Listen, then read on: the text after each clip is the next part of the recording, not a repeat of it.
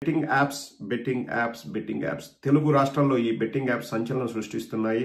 చాలా మంది యూట్యూబర్స్ అలాగే ఇన్ఫ్లుయెన్సర్స్ అంటారంట వాళ్ళు గతంలో ఈ బెట్టింగ్ యాప్స్ ను ప్రమోట్ చేశారని వాళ్ళపైన కేసులు నమోదు చేస్తున్నారు. ఇప్పుడు పీకల్ లోతు ప్రాబ్లమ్స్ లో కూరుకుపోయాడు సినిమా యాక్టర్, 3 సార్లు టీడీపీ ఎమ్మెల్యేగా గెలిచిన వ్యక్తి, అలాగే స్వయంగా ఏపీ ముఖ్యమంత్రి బామ్మర్ది, ఇంకొక మంత్రికి స్వయాన మేనమామ / మామ, మరియు ఒక మాజీ ముఖ్యమంత్రి కుమారుడు, విశ్వవిఖ్యాత నట సార్వభౌమ నటరత్న పద్మశ్రీ డాక్టర్ నందమూరి తారక రామారావు గారి కుమారుడు నందమూరి బాలకృష్ణ ఉరఫ్ బుల్బుల్ బాలయ్య ఉరఫ్ మెంటల్ బాలి. సో ఇతను ఒక ప్రోగ్రామ్ చేస్తారండి. ఆ ప్రోగ్రామ్ పేరు అన్స్టాపబుల్. అందులో స్పాన్సర్స్ ఎవరెవరో వస్తుంటారు. అందులో బెట్టింగ్ యాప్స్ చేసే వాళ్ళు కూడా స్పాన్సర్స్ గా ఉన్నారంట. ఆ బెట్టింగ్ యాప్స్ ని బాలకృష్ణ ప్రమోట్ చేయడమే కాకుండా మీరు ఆడండి అని ప్రజలకు చెప్పారంట. అలా చెప్పిన మీదట ఒక వ్యక్తి ఆడి పోగొట్టుకున్నా అని చెప్పేసి కంప్లైంట్ ఇవ్వడానికి సజ్జనార్ గారి దగ్గరికి వెళ్ళాడంట. ముందు ఎన్టీవీ వాళ్ళు ఏం చెప్తున్నారో ఒక్కసారి వినండి. బెట్టింగ్ యాప్స్ వ్యవహారం టాలీవుడ్ ప్రముఖుల మెడకు కూడా చుట్టుకుంటోంది. బెట్టింగ్ యాప్స్ కు ప్రమోషన్ చేశారంటూ అగ్ర హీరోలు బాలకృష్ణ, ప్రభాస్, గోపీచంద్ పై ఫిర్యాదు చేశారు. ఆన్లైన్ ద్వారా సిటీ పోలీసులకు రామారావు అనే వ్యక్తి కంప్లైంట్ చేశాడు. Fun88 అనే కంపెనీ బెట్టింగ్ యాప్స్ కి బాలకృష్ణ, ప్రభాస్, గోపీచంద్ ప్రమోషన్ చేశారని ఫిర్యాదు ఇచ్చాడు. హీరోల ప్రమోషన్ లో చాలా మంది డబ్బులు నష్టపోయారని కూడా ఫిర్యాదులో రాసిచ్చాడు రామారావు అనే వ్యక్తి. అది బెట్టింగ్ యాప్లపై కేసుల నమోదు జరుగుతూనే ఉంది. ఒక్కొక్కరుగా బాధితులు బయటకు వస్తున్నారు. రామారావు అనే వ్యక్తి ఆన్లైన్లో బాలకృష్ణ, ప్రభాస్, గోపీచంద్రపై కేసు పెట్టారంట. ఆ కేసును తీసుకున్నారా, ఎఫ్ఐఆర్ నమోదు చేశారా అన్నది మనకు తెలియరాలేదు ఇంకా. ఎందుకంటే పెద్దవాళ్ళు ఇన్వాల్వ్ అయితే మేము ఏమీ చేయము, చిన్న చితక వాళ్ళను మేము అరెస్ట్ చేస్తామని పోలీసు వాళ్ళు అంటారా, లేకపోతే పోలీసు వాళ్ళు మా ముఖ్య ఉద్దేశం బెట్టింగ్ యాప్స్ పై ఉక్కుపాదం మోపడమే, సో మేము ఎంతటి వారినైనా వదిలిపెట్టమని బుల్బుల్ బాలయ్య పైన కూడా కేసు నమోదు చేస్తారేమో చూడాలి. ఇక్కడ గోపీచంద్, ప్రభాస్ కి అందులో సంబంధం ఉందా అంటే నేను లేదనే చెప్తాను. ఎందుకంటే వాళ్ళు గెస్ట్లుగా వచ్చారు. ఆ అన్స్టాపబుల్ ప్రోగ్రామ్ కి గెస్ట్లుగా వచ్చినప్పుడు వాళ్ళకి ఏదో గిఫ్ట్ హ్యాంపర్స్ ఇస్తా అప్పుడు బాలకృష్ణ స్వయంగా చెప్పాడంట, Fun88 అనే యాప్ ను మీరు డౌన్లోడ్ చేసుకుని గేమ్స్ ఆడండి, చాలా గిఫ్ట్లు వస్తాయి, చాలా ఫన్ ఉంటుంది అని చెప్పేసి బాలకృష్ణ చెప్పాడంట.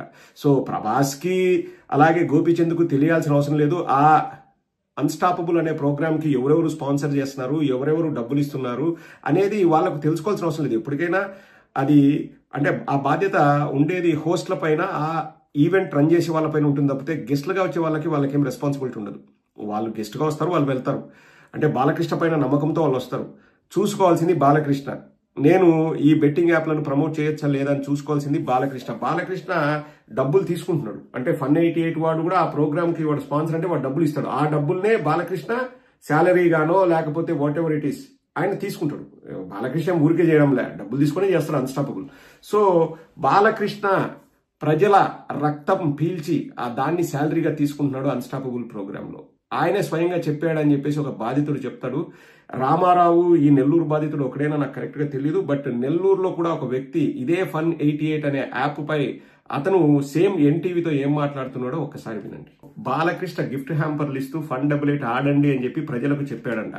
మరి బాలకృష్ణపై కేసు నమోదు చెయ్యాలా వద్దా?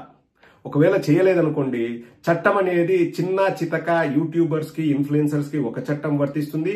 పెద్దవాడు 3 సార్లు ఎమ్మెల్యే, ఒక ఏపీ సీఎం బామ్మర్ది అయితే చట్టాలు వేరే రకంగా ఉంటాయని ప్రజలు క్లియర్ గా అనుకోవాలి. అంతే కదండి.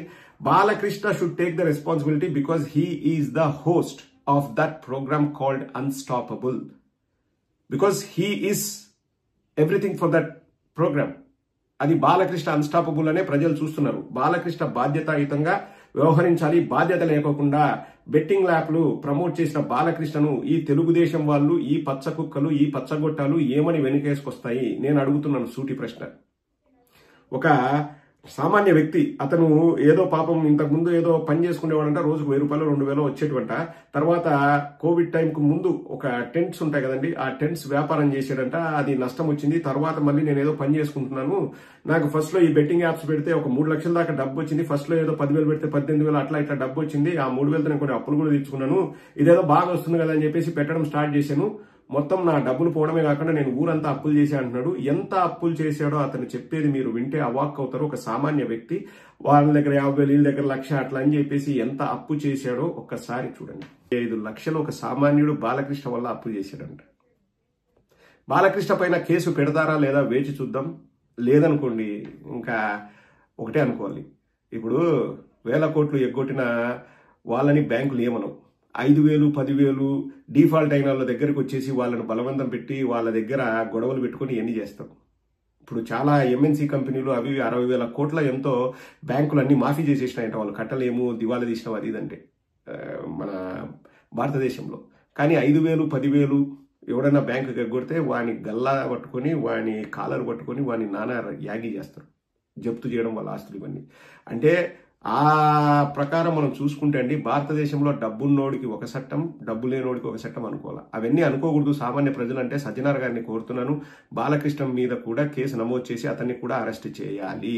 చేస్తే చట్టం అందరికీ సమానం అనే భావన ప్రజల్లో కలుగుతుంది. లేకపోతే చిన్న చితక వాళ్ళని అయితే కొట్టడం కానీ వాళ్ళని జైల్లో పెట్టడం కానీ, పెద్ద చేపల్ని పెద్దవాళ్ళని అయితే వాళ్ళు తప్పులు చేసినా దండం పెట్టి గౌరవించినట్టు అవుతుంది. సజ్జనార్ గారు, ball is in your court.